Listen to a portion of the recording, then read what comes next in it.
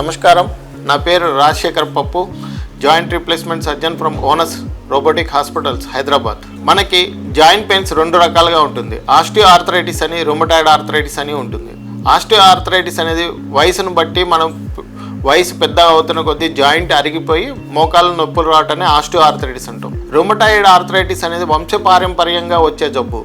దీనిలో ఇది అతి పిన్న వయసులోనే రావచ్చు. యువనైల్ రుమటాయిడ్ ఆర్థరైటిస్ అని అంటారు, లేదంటే లేట్ ఆన్సెట్ కూడా ఉంటుందన్నమాట. ఈ ఆస్టియో ఆర్థరైటిస్లో ట్రీట్మెంట్ ఏంటంటే డిఫరెంట్గా ఉంటుంది. రుమటాయిడ్ ఆర్థరైటిస్తో పోల్చుకుంటే మనకి రుమటాయిడ్ ఆర్థరైటిస్లో ఎక్కువగా డిసీజ్ మాడిఫైయింగ్ డ్రగ్స్ పెడతాం. ఆస్టియో ఆర్థరైటిస్లో మనకి ఎక్కువగా జాయింట్ ప్రిజర్వింగ్ సర్జరీస్ కానీ, లేదంటే జాయింట్ ప్రిజర్వేషన్ కానీ, కార్టిలేజ్ రీజనరేషన్స్ కానీ మనం వాడే ట్రీట్మెంట్ పద్ధతులు ఉంటాయి. ఒకనొక కొత్తగా వచ్చిన పద్ధతుల్లో ఒకటి స్టెమ్ సెల్ థెరపీ అనేది కొత్తగా వచ్చిందనమాట. దీనిలో ఏమవుతుందంటే మనకి స్టెమ్ సెల్స్ ఇస్తే జాయింట్ కార్టిలేజ్ రీజనరేట్ అయ్యి మనకి మోకాళ్ళ నొప్పులు తగ్గుతాయి అనమాట.